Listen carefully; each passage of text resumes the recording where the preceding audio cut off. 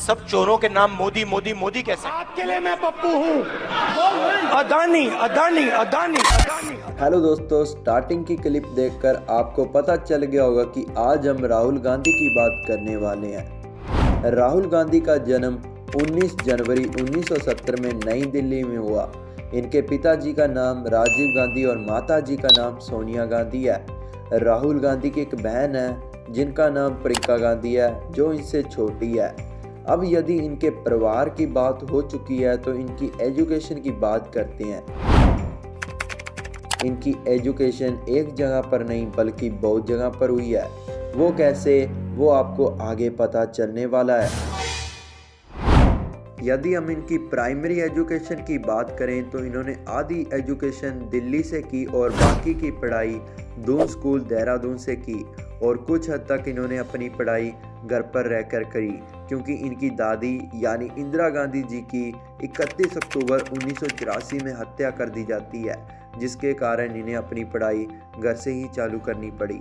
फिर इन्होंने ग्रेजुएट की डिग्री स्टीफन कॉलेज दिल्ली से शुरू कर दी, परंतु इनके परिवार को अननोन लोगों द्वारा धमकियां भेजी जाने लगी, इसलिए ये फर्स्ट ईयर के एग्ज़ाम स्टीफन कॉलेज में देने के बाद ये हार्वर्ड यूनिवर्सिटी में एडमिशन ले लेते हैं। फिर इनके पिता की हत्या होने के कारण सिक्योरिटी के लिए इन्हें रोलिंस कॉलेज फ्लोरिडा भेज दिया जाता है। यहाँ ये अलग नाम से पढ़ रहे थे, यानी यहाँ इनकी आइडेंटिटी दूसरे लोगों से छुपा कर रखी गई। यहाँ से इन्होंने बीए की डिग्री 1994 में प्राप्त कर ली। फिर Rahul Gandhi master of philosophy लेने के लिए कैम्ब्रिज चले जाते हैं। अपनी पढ़ाई पूरी होने के बाद ये मॉनिटर ग्रुप से जुड़ जाते हैं। 3 साल मॉनिटर ग्रुप में काम करने के बाद राहुल गांधी 2002 में इंडिया वापस आ जाते हैं और एक अपनी कंपनी खोलते हैं, जिसका नाम वो रखते हैं बैकअप सर्विस प्राइवेट लिमिटेड, जो मॉनिटर ग्रुप की तरह एक कंसल्टिंग कंपनी होती है। फिर राहुल गांधी मार्च 2004 में राजनीति में एक धमाकेदार एंट्री करते हैं। ये उत्तर प्रदेश के अमेठी से लोकसभा निर्वाचन का चुनाव लड़ते हैं, जो 2004 में लड़ा जाता है, मींस एमपी का चुनाव, जहां इनकी जीत हो जाती है। फिर अमेठी में 2009-2014 के लोकसभा के चुनाव भी राहुल गांधी जीतते हैं, बट 2019 में राहुल गांधी स्मृति ईरानी से हार जाते हैं, जो कि भारतीय जनता पार्टी की सदस्य है। और यहीं एक बात देखने को मिलती है कि कांग्रेस सत्ता में वापस आ जाती है। 8 साल की हार के बाद 2004 में कांग्रेस भाजपा को हराकर अपनी सरकार बना लेती है। उस समय इंडिया के पीएम मनमोहन सिंह बनते हैं। यहाँ कांग्रेस को वापस सत्ता में लाने में राहुल गांधी का भी थोड़ा बहुत योगदान रहा, बट उन्होंने सरकार के भीतर कोई आधिकारिक भूमिका या पद नहीं संभाला। फिर 2004 से 2006 तक गांधी ने होम अफेयर्स की स्थायी समिति के सदस्य के रूप में कार्य किया और आगे 2006 से 2009 के बीच इन्होंने मानव संसाधन विकास पर स्थायी समिति के सदस्य के रूप में काम किया। 2007 में उत्तर प्रदेश में विधानसभा के चुनाव होते हैं, जहां ये कांग्रेस के अभियान में एक प्रमुख व्यक्ति रहे। विधानसभा चुनाव यानी जो किसी स्टेट में चुनाव लड़े जाते हैं, यानी सीएम पद वाले चुनाव, बट यहाँ कांग्रेस ने चुनावों में अच्छा प्रदर्शन नहीं किया। इसके बावजूद भी कांग्रेस राहुल गांधी को 24 सितंबर 2007 को अपना प्रेसिडेंट बना देती है।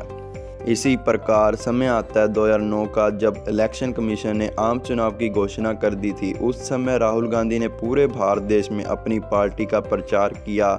उनके प्रचार अभियान में सार्वजनिक रैलियां और बैठकों को संबोधित करना, लोगों के साथ बातचीत करना और देश के लिए पार्टी के दृष्टिकोण और एजेंडे पर प्रकाश डालना शामिल था। इनकी मेहनत के कारण कांग्रेस जीत जाती है, बट इसके बाद जो चुनाव होते हैं 2014 के, उसमें कांग्रेस हार जाती है। और इसके बाद जो फिर से आम चुनाव 2019 के अंदर होते हैं, उसके अंदर भी कांग्रेस बुरी तरह से भाजपा से हार जाते हैं। बार बार कांग्रेस का हारने का श्रेय राहुल गांधी खुद को देते हैं, इसीलिए वह पार्टी के नेता पद से इस्तीफा दे देते हैं, जिसके बाद उनकी मां सोनिया गांधी को पार्टी का उत्तराधिकारी बना दिया जाता है। बट यहीं एक बात देखने को मिलती है कि राहुल गांधी ने 2019 का लोकसभा चुनाव 2 निर्वाचन क्षेत्रों से लड़ा, उत्तर प्रदेश के अमेठी से और केरल के वायनाड से, जहां राहुल गांधी ने वायनाड में जीत हासिल की, बट अमेठी में हार का सामना इन्हें करना पड़ा। इसके बाद ये 7 सितंबर 2022 को भारत जोड़ो यात्रा की शुरुआत करते हैं, जो कि एक पैदल यात्रा थी। यह यात्रा कन्याकुमारी से जम्मू कश्मीर तक पैदल चलेगी, जिसमें राहुल गांधी ने बहुत सारी सुर्खियां बटोरी। इस यात्रा में राहुल गांधी लोगों से मिले और उनकी समस्याओं को समझा, जिससे उनकी लोकप्रियता और भी बढ़ी। इसी कारण से वह हिमाचल प्रदेश में भारी बहुमत से जीते। फिर आता है 23 मार्च 2023 का दिन, जब गांधी की 2019 के भारतीय आम चुनाव अभियान के दौरान नरेंद्र मोदी के खिलाफ की गई टिप्पणियों से संबंधित मानहानि के आरोप के तहत सूरत गुजरात की एक अदालत ने दोषी ठहराया और 2 साल की कैद की सजा सुना दी। चोरों के नाम मोदी मोदी मोदी कैसे हैं? राहुल गांधी ने कहा था कि इन सभी चोरों का नाम मोदी क्यों है। इस भाषण में राहुल गांधी ने मोदी की तुलना नीरव मोदी और ललित मोदी जैसे आर्थिक अपराधियों से की थी। इस मामले को भारतीय जनता पार्टी के विधायक पूर्णेश मोदी ने दायर किया था, जिन्होंने आरोप लगाया था कि उन्होंने मोदी उपनाम रखने वाले सभी लोगों को बदनाम किया है, जिसके तहत राहुल गांधी को 2 साल की सजा सुना दी गई। राहुल गांधी के वकीलों ने उच्च न्यायालय में अपील करके सजा पर 1 महीने की रोक लगवा ली थी। सजा के लागू होने से वह किसी भी सार्वजनिक पद पर नहीं रह सकते थे और आगामी 2024 के भारतीय आम चुनाव भी नहीं लड़ सकते थे। एक बात और देखने को मिलती है कि उनसे संसद की सदस्यता भी छीन ली जाती है। बट यही दिन आता है 4 अगस्त का, जब भारत के सर्वोच्च न्यायालय ने अपील लंबित रहने तक गांधी की 2 सिद्धि पर रोक लगा दी। यानी उनके ऊपर जो भी दोष लगाया गया था वो अभी तक सिद्ध नहीं हुआ, इसलिए उनके ऊपर जो भी कानून कार्रवाई करी गई थी उसको वापस ले लिया गया। तो आज की वीडियो हमारी यहीं तक थी। आपको वीडियो अच्छी लगी तो वीडियो को लाइक और चैनल को सब्सक्राइब कर देना।